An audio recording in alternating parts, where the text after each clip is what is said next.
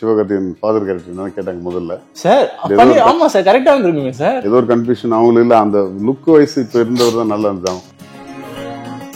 அதிகமா பார்த்தது ரஜினி சார் படம் ஃபர்ஸ்ட் டே ஃபர்ஸ்ட் ஷோ போயிருக்கேன். ஓ, எப்பவுமே எப்பெல்லாம் எப்படி தான் ஏதோ காலங்காலத்துல 6 மணிக்கெல்லாம் தேட்டரில் போய் படுத்துருவோம் சார். இந்த மாதிரி ரசிகர் மன்றம்லாம் வச்சிருந்தோம் இங்க பம்மல்ல நல்லவன் ரசிகர் மன்றம் சார் அப்படின்னு சிரிச்சார்.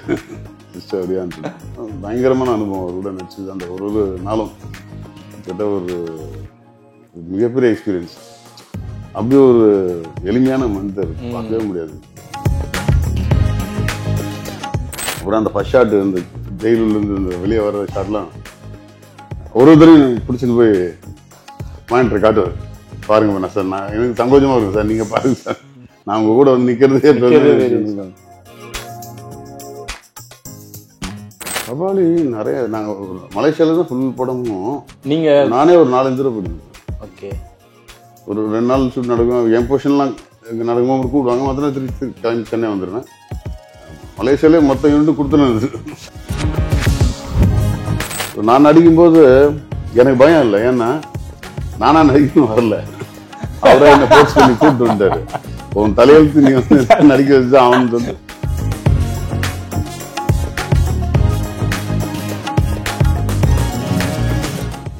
பெட்டர் டுடே வியூவர்ஸ் அனைவருக்கும் வணக்கம். This is Vinod Sukumar. இன்னைக்கு நம்ம கூட சூப்பரான ஒரு கெஸ்ட் வந்து ஜாயின் பண்ணியிருக்காங்க. சூப்பரான ஒரு ஆக்டர், சூப்பரான ஒரு டைரக்டர் உதய் மகேஷ் சார். அவர் தான் வந்து நம்ம கூட வந்து ஜாயின் பண்ணியிருக்காரு. அவர் கூட சேர்ந்து நம்ம நிறைய பேசலாம். வாங்க சார். வணக்கம் சார், எப்படி இருக்கீங்க சார்? நல்லா இருக்கு. நல்லா இருக்கேன் சார். Super sir. இந்த சினிமா குடும்பம் அப்படின்றது பெருசாகிக்கிட்டே இருக்கு சார். இப்போ வந்து பயங்கரமான ஒரு பிக் ஃபேமிலியா வந்து இப்போ போயிட்டு இருக்கு. இப்போ எல்லாருமே பார்த்தீங்கன்னா சினிமாக்குள்ள வரணும்னு சொல்லி ஒரு ஆசையோட உள்ள வராங்க. நீங்க எப்படி சார் உள்ள வந்தீங்க? ஆசையோட வந்தீங்களா, இல்ல வந்து பை ஆக்சிடென்டா உள்ள வந்தீங்களா? எப்படி சார்? நீங்க ஒரு ஸ்மார்ட்டா இருக்கீங்களா, ஸ்மார்ட்டா இருக்க சினிமாக்கெல்லாம் போ அந்த மாதிரி யாராச்சும் சொல்லி நீங்க உள்ள வந்தீங்களா? எப்படி சார்? இல்ல நான் வந்தது ஒரு ஆக்சிடென்ட் தான் சொல்லலாம். ஓ, ஒரு இனிமையான ஒரு ஆக்சிடென்ட். இனிமையான ஒரு ஆக்சிடென்ட். ஆமா, எனக்கு சினிமா பிடிக்கும், நிறைய பார்ப்பேன். ஓகே, எஸ்பெஷலி ரஜினி சாரோட ரசிகன் நான். So school days, college days அவர் படங்கள்லாம் நிறைய பார்த்து சுற்றி இருந்தேன். அப்படி இருந்த காலகட்டத்தில் நான் பாலிடெக்னிக் படித்தேன் அடையாறில். பாலிடெக்னிக் படித்து ஒரு செகண்ட் இயர்லேயே அந்த படிப்பு சரியாக செட் ஆகல. ஸோ அதுக்கப்புறம் வேற என்ன பண்ணலாம்னு சொல்லிட்டு பிஸ்னஸ் பண்ணேன் ஃப்ரெண்ட்ஸோடு சேர்ந்து. அதுவும் ஒர்க் அவுட் ஆகல. இப்படி 2-3 விஷயம் போயிட்டே இருந்துச்சு. அப்புறம் ஒர்க் பண்ண ஆரம்பித்தேன், அதுவும் செட் ஆகல. அந்த நேரத்தில் தான் வந்து என்னுடைய ஃபேமிலி ஃப்ரெண்டு மூலமா நட்ராஜ் ஆக்டர் ஹீரோ இருக்காங்க, அவரை சந்தித்தேன். அவர் அப்போ வந்து அசிஸ்டன்ட் கேமராமேனாக இருந்தார். ஓகே, ஸோ அவர் மூலமாக எனக்கு சினிமாவில் ஒரு என்ட்ரி கிடச்சிது. அவர் வந்து பிஆர் விஜயலட்சுமி மேடம் சொல்லிட்டு பெரிய ஃபர்ஸ்ட் விமன் சினிமோட்டோகிராஃபர். அவங்க தான் சரிகமோட வைஸ் பிரசிடென்ட் இருக்காங்க. அவங்ககிட்ட போய் சேர்ந்தேன். உதவி அவங்க படம் டைரக்ட் பண்ணாங்க. ஸோ அதுலேருந்து அப்படியே கரியர் ஸ்டார்ட் ஆச்சு. அசிஸ்டன்ட் ஒரு 5-6 படம் பண்ணிட்டு இருந்தேன். பண்ணி அதுக்கப்புறம் நட்டி வந்து டெல்லி போயிட்டாப்ல. ஸோ சினிமோட்டோகிராஃபி அங்கே. ஸோ அவர் மூலமாக நானும் டெல்லி போனேன். ஸோ அங்கே சுஜித் சர்கார்னு ஒரு டைரக்டர், இன்னைக்கு பாம்பேயில் பெரிய டைரக்டர், அவரோட அறிமுகம் கிடைச்சிது. அவர்கிட்ட நிறைய ஆர்ட் ஃபிலிம், மியூசிக் வீடியோலாம் ஒர்க் பண்ணிட்டு அவரோட படம் ஸ்கிரிப்ட் பண்ணேன். நானும் இன்னொரு நண்பர் சபான்னு சொல்லிட்டு. சபா இப்போதைக்கு இல்லை, அவர் இறந்துட்டாரு. ஸோ அப்படியே ஆரம்பிச்சது ரைட்டராக ஒரு வாழ்க்கை. ஸோ ஒரு 4-5 இயர்ஸ் ரைட்டராக பாம்பேயில் இருந்தேன். அதுக்கப்புறம் டைரக்ட் பண்ணணும் நோக்கத்தோடு திருப்பி சென்னைக்கு வந்துட்டேன். வந்து நாளைன்னு ஒரு படம் டைரக்ட் பண்ணேன். நட்டி தான் ஹீரோ நடித்தார். நட்டியும் ரிச்சர்டும் நடித்தாங்க. ஸோ அதுலேருந்து டைரக்ஷன் ஸ்டார்ட் ஆச்சு. Super sir. ஸோ உங்களுக்கு வந்து பேசிக்காக வந்து எது சார் ஆசை, ஆக்டிங்கா இல்லை டைரக்ஷனா சார்? இல்லை, நான் பேசிக்கலாக ரைட்டர் டைரக்டர் தான். ஓகே, பேஷன் அதுதான். பட் பை சான்ஸ் வந்து நடிப்பும் ஆக்சிடென்ட் தான் திருப்பியும். எல்லாமே ஒரு இனிமையான ஒரு ஆக்சிடென்டா இருக்கு. நாளை சக்கரவியூகம் 2 படம் டைரக்ட் பண்ணேன். டைரக்ட் பண்ணிட்டு அடுத்த படத்துக்கான முயற்சிகள் போயிடுச்சு. அப்போ வந்து கேபி சார் கூப்பிட்டாங்க, Kavitha. So K Balachandran sir. So அவருக்கு ஒரு சீரியல் ஸ்கிரிப்ட் பண்ணேன். ஸ்கிரிப்ட் பண்ணி கொஞ்ச நாள் டைரக்டும் பண்ணேன். ஸோ அந்த காலகட்டத்தில் நவீன் சொல்லிட்டு மூடர்குடம் படம் டைரக்டர் வந்து என்ன வேற ஒரு ஷூட் நட்டி பண்ணிட்டு இருந்தார். அந்த ஷூட்டிங் ஸ்பாட்டில் வச்சு என்னை மீட் பண்ணார். ஓகே, அப்போ அவர் படத்துக்கு ஒரு வில்லன் தேடிட்டு இருந்தார். ஸோ என்னை கேட்டார். எனக்கு முதல்ல நடிக்கணுங்கிறது விருப்பமும் இல்லை, நடிக்கிறதுல பெரிய ஆர்வமும் இல்லை. அவர் வந்து ஃபோர்ஸ் பண்ணார், இல்லை நீங்கள் தான் கரெக்டாக இருப்பீங்க அந்த ரோலுக்கு. ஸோ அப்படி அவர் கைடன்ஸில் நடிப்பு ஸ்டார்ட் ஆயிடுச்சு. ஓகே, அது ஃபர்ஸ்ட் வந்து நடிக்கும் போது எப்படி சார் இருந்தது? நம்ம வந்து டைரக்ஷனை வந்து நம்ம நடிப்பை வந்து கேட்டு வாங்கியிருக்கோம். ஃபர்ஸ்ட் டைம் நம்ம நடிக்கவே போறோம் அப்படின்றப்போ நான் டைரக்ட் பண்ணும்போது நான் வந்து நடிச்சுலாம் சொல்லி காட்ட மாட்டேன். வாயில வந்து சொல்லி நடிப்பாங்க, நடிச்சு காட்டி இப்படி பண்ணுங்கலாம் சொல்ல மாட்டேன். எந்த ஆர்டிஸ்ட் எனக்கு இதான் வேணும்னு சொல்லிட்டு அது புரிஞ்சுக்கிட்டு அவங்களே பண்ணிடுவாங்க. பர்சனட்லி நிறைய சீசன் எக்ஸ்பீரியன்ஸ் ஆக்டர்ஸ் கூட ஒர்க் பண்ண, முதல் படத்துல நாசர் சார்லாம் கூட ஒர்க் பண்ணதுனால எனக்கு ஈஸியா இருந்தது அது. ஸோ நான் நடிக்கும்போது எனக்கு பயம் இல்லை, ஏன்னா நானா நடிக்கணும் வரல, அவரே என்ன போர்ஸ் பண்ணி கூப்பிட்டு வந்தாரு. உன் தலையெழுத்து நீ வந்து நடிக்க வச்சு அவன் சொல்லி பழி அவங்க மேலேயே போட்டு நான் 10 டேக் 12 டேக்லாம் வாங்குவேன். அவர் பொறுமையா வந்து சொல்லிட்டு அதுக்கப்புறம் வரிசையா நடிக்க போய் அடுத்து இமீடியட்டா கௌதம் மேனன் சாரும் பாண்டியராஜ் சாரும் கூப்பிட்டாங்க. ஸோ அதுல எல்லாம் நடிக்கும்போது தான் அப்போ கொஞ்சம் ரெஸ்பான்சிபிலிட்டி ஜாஸ்தி ஆயிடுச்சு. ஓ இது கொஞ்சம் சீரியஸா எடுத்துக்கணும்னு சொல்லி அப்போ கொஞ்சம் அதுக்கான ஹோம்ஒர்க் பண்ணாரு. ஓகே, நீங்க நார்மலாவே ஃபன்னான ஒரு கேரக்டரா சார்? எப்படி சார்? எல்லாரும் ஃப்ரெண்ட்ஸோட எப்பவுமே ஓகே ஓகே. நான் வந்து உங்களை பார்க்கும்போது ஓகே சீரியஸான ஒரு கேரக்டரா இருப்பார் போல சார் அப்படின்னு நினைச்சேன். அப்படியே ஃபன்னா ஜாலியான கேரக்டர்ஸ் தான் எனக்கு வருது வருது. ஆமா, மூவிஸ்லயே வந்து அந்த மாதிரி தான். அந்த விஜய் டிவி ஆபீஸ்னு ஒரு சீரியல் ரொம்ப ஃபேமஸ் சொன்னாருன்னு சொல்லிட்டு ஒரு ஸ்ட்ரிக்டான ஒரு கம்பெனியோட சிஇஓ. ஸோ இப்படி கேரக்டர்ஸ்லாம் வரும். பட் பர்சனலாக நான் அப்படி கிடையாது. நிறைய படங்கள் வந்து நீங்க ஆக்டிங் வந்து பண்ணிருக்கீங்க சார். எந்த படம் வந்து உங்களுக்கு வந்து ரொம்ப ரொம்ப ஃபேவரட்? நான் நடிக்கிற எல்லா படமும் நம்ம விரும்பி தான் நடிக்க ஆசைப்பட்டு நடிக்கிறோம். மூடர் கூடம் எனக்கு ரொம்ப ஸ்பெஷல். நான் அதுதான் ஃபர்ஸ்ட் எக்ஸ்பீரியன்ஸ் நடிப்புல. நவீன் வந்து நல்லா கரெக்டா சொல்லி கொடுத்து வேலை வாங்கி அந்த கேரக்டர் ரொம்ப பேசப்பட்டுச்சு. அதுக்கப்புறம் வர நிறைய படங்கள் இப்போ லேபிள்ல கூட அருண்ராஜா காமரா லேபிள் அந்த ஐயானூர் கேரக்டர் பண்ண, அதுவும் நல்லா இருக்குன்னு சொன்னாங்க எல்லாரும். அப்புறம் ஃபேமிலி மேன். ஆமா, ஃபேமிலி மேன், செல்லம். ஸோ எல்லாமே நமக்கு ஒரு பிடிச்சது, இன்ட்ரெஸ்டிங்காக பண்ணுறது. ஸோ உங்களோட ஃபேவரட்டான ஒரு டைரக்டர்னா யார் சார்? ஒரு டைரக்டர், அதாவது நீங்களே ஒரு டைரக்டர், நீங்க வந்து இன்னொரு டைரக்டரை பார்த்து நான் வந்து மெய் மறந்து இவர் தான் நான் ரசிக்கிறேன் அப்படின்னா இந்த டைரக்டர் சார்? ஆப்வியஸ்லி மணி சார். அவர் படத்தில் நடிக்கிறதுக்கான சந்தர்ப்பம் வாய்ப்பு அமையல. மணி சார் இஸ் ஆல்வேஸ். நீங்க அப்ரோச் பண்ணிருக்கீங்களா சார்? இல்ல, ஏதோ ஆபீஸ்க்கு போய் பாக்குறது.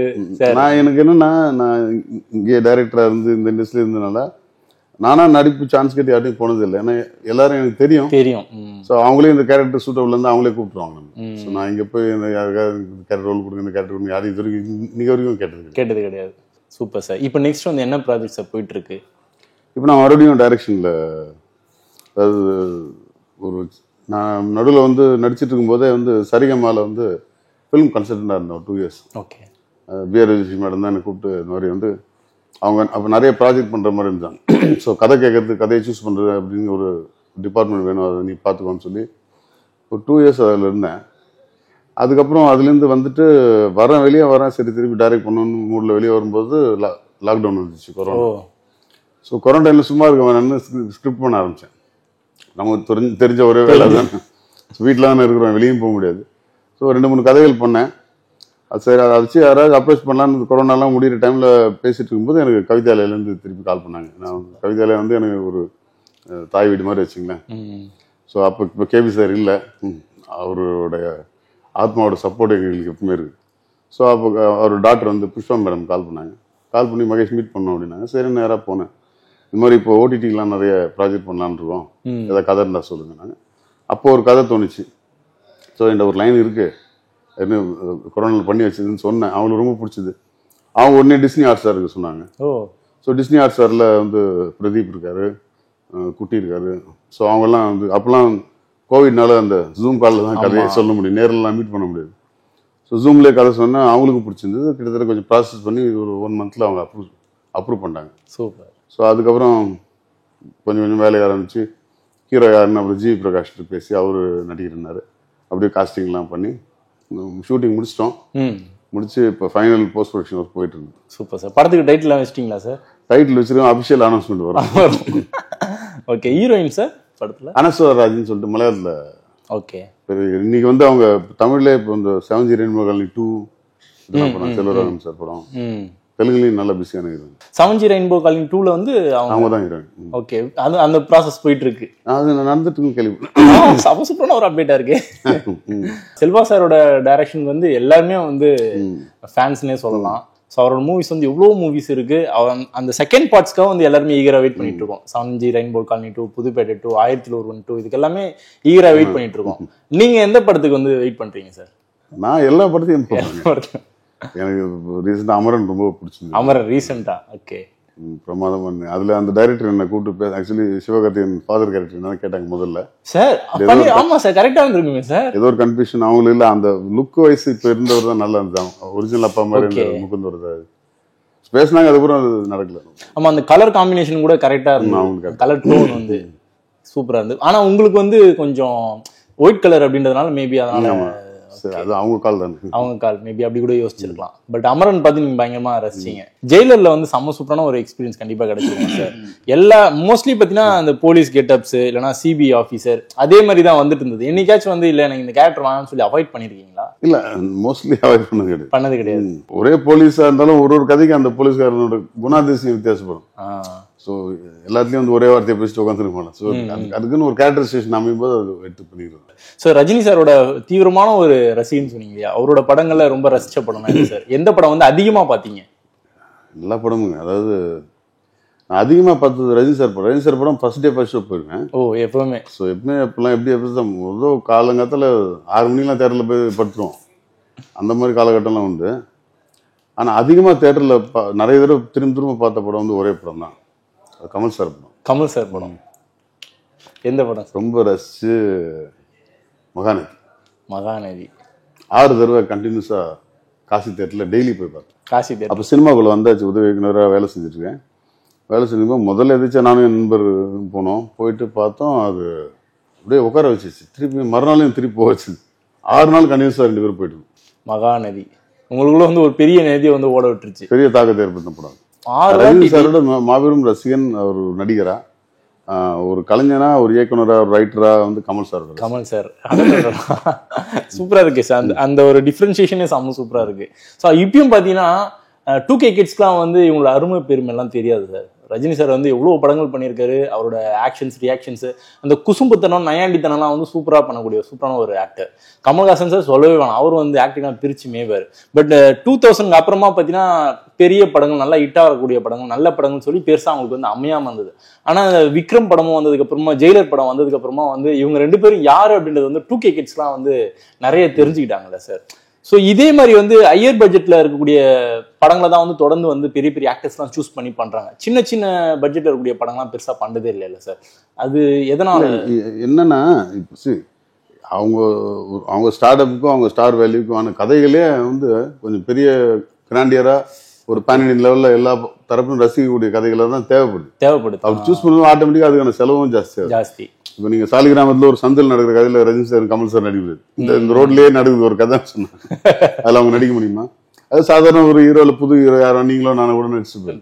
அவங்களுக்கான வேல்யூன்னு ஒண்ணு இருக்குது. அந்த வேல்யூக்கான கதையும் அந்த பிரம்மாண்டம் தேவைப்படுது அப்படின்றப்ப ஆட்டோமேட்டிக்கா அந்த பட்ஜெட் எல்லாம் கேன்வாஸ் பெருசா பட்ஜெட். சார் ரஜினி சாரோட பெரிய ஃபேன் அப்படின்னு சொல்லி நீங்களே சொன்னீங்க.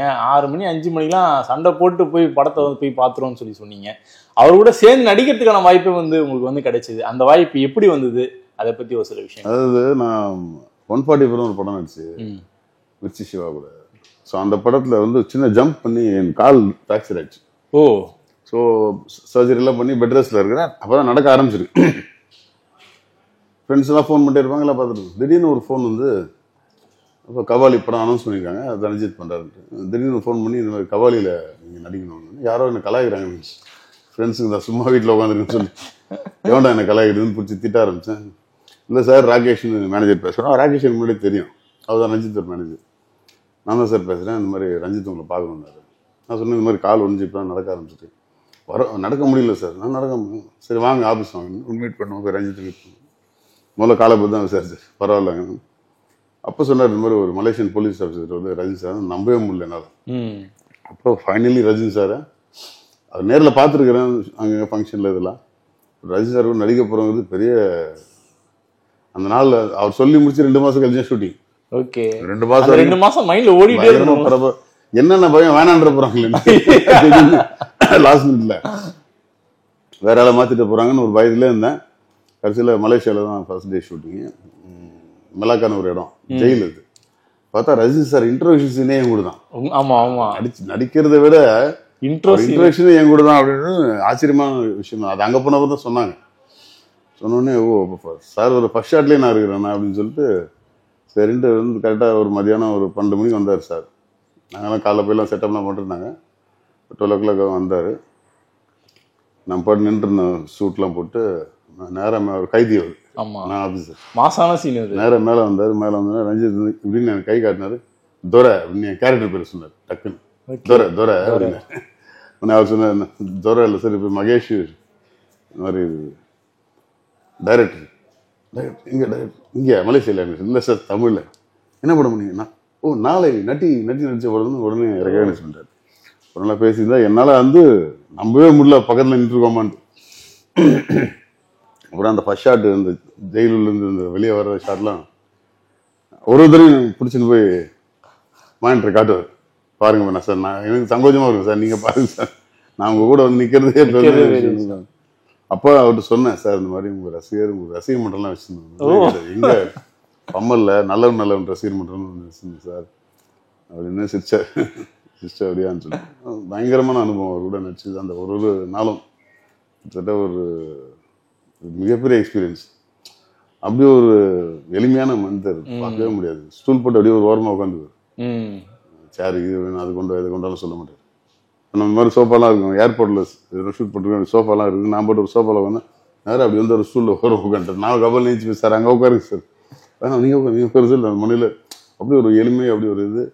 அப்படி கோஆர்டிஸ்ட் கூட வந்து சப்போர்ட் பண்ணி கூட உடனே நல்லா இருந்தால் உடனே அப்ரிஷியேட் பண்ணுவார் அங்கேயே எல்லாருக்கும். ஸோ அதெல்லாம் மிகப்பெரிய அனுபவம். அது ஸ்க்ரீனில் பார்க்கும்போது எப்படி சார் இருந்தது? ஐயோ, அது அந்த ஃபுட்டேஜ் வர முதல் நாள் லீக் ஆயிடுச்சு. அந்த ஒரு ஜெயில் மொபைல் எல்லாம் வைரல் ஆச்சு. வைரல் ஆனா இது போய் முக்கியமான ஃபுட்டேஜ் விட்டாங்களே வெளியேன்னு, இங்கே வைரல் ஆயிட்டு போல, லீக் ஆகி வைரல் ஆயிடுச்சு. அதுக்கப்புறம் தியேட்டரில் ஃபர்ஸ்ட் டே போய் பார்த்து சார் அந்த அவரோட கூட நின்று வந்து வரும்போது காட்ஸ் கிஃப்ட் தான். அடுத்து ஜெயிலர் சார், ஜெயிலர் சார் கூட காம்பினேஷன் நான் போகல. நான் இருக்கும்போது அவர்ல கிளம்பி சென்னை வந்துட்டார். ஹைதராபாத்ல ஷூட் பண்ணாங்க. அவர் இங்க வந்துட்டாரு. ஸோ அப்பதான் கேட்டேன், நெல்சன் ஏங்க ஒரு சின்ன கொடுக்குறீங்க, அது அவர் கூட கொடுக்க அந்த ஒரு. இருந்தாலும் ஜெயிலரோட ட்ரெய்லர்ல எனக்கு ரொம்ப இம்பார்ட்டன்ஸ் கொடுத்து, படத்தோட ஃபர்ஸ்ட் டயலாகே ட்ரெய்லர்ல நான் தான் பேசுவேன். ஸோ அது அப்போ எல்லாம் நிறைய ரீச் ஆச்சு. சூப்பர். ஸோ அந்த படத்தோட ஷூட் எத்தனை நாள் போச்சு சார் கபாலியில் நீங்கள் போய் பண்ணது? கபாலி நிறைய நாங்கள் மலேசியால தான் ஃபுல் படமும். நீங்கள் நானே ஒரு 4-5 தடவை போயிருந்தேன். ஓகே. ஒரு 2 நாள் ஷூட் நடக்கும், என் போர்ஷன்லாம் நடக்கும்போது கூப்பிடுவாங்க. மற்ற திருப்பி கிளம்பி சென்னை வந்துடுவேன். மலேசியாலே மொத்த யூனிட் கொடுத்துருந்தது.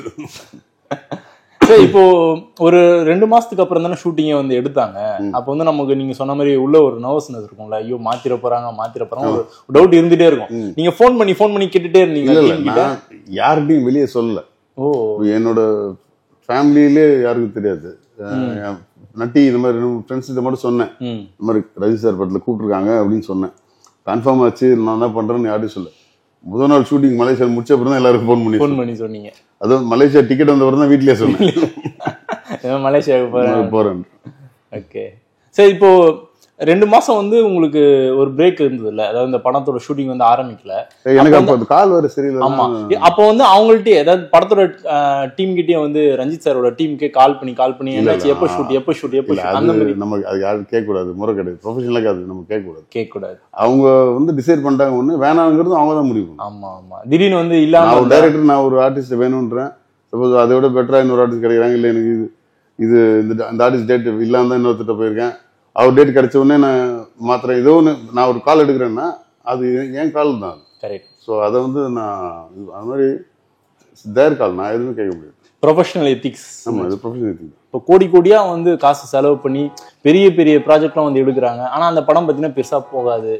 அவ்வளோ செலவு பண்ணி எடுக்கும்போது பெருசாக போகுது. ஆனால் சின்ன பட்ஜெட்டில் எடுக்கக்கூடிய படம்லாம் நல்லா போகுதுல்ல சார், அதை பற்றி உங்களோட வியூ என்ன சார்? அப்படிங்கிறது அவங்க யாரும் ஓடக்கூடாதுன்னு படம் எடுக்கிறது கிடையாது. அவங்க ஒரு அட்டன் பண்றாங்க, அது சரியா ரசிகர்களுக்கு சேரலன்னும் போது அது தலைமை கூட அடுத்தது மாத்திக்கணும். அவ்வளவுதான். எல்லாருமே வந்து ஒரு படம் நல்ல சின்ன படம் மட்டும் பெரிய படம் மட்டும் இது மக்களை என்டர்டெயின் பண்ணணும், மக்களுக்கு போய் ரீச் ஆகணும்ங்கிற நம்பிக்கையில தான் எடுக்கிறேன். அதாவது மிஸ் ஃபயர் ஆகும்போது அது பண்ணது சினிமா விட்டாங்க. எல்லாமே வெற்றியும் தோல்வியும் தானே வாழ்க்கையே.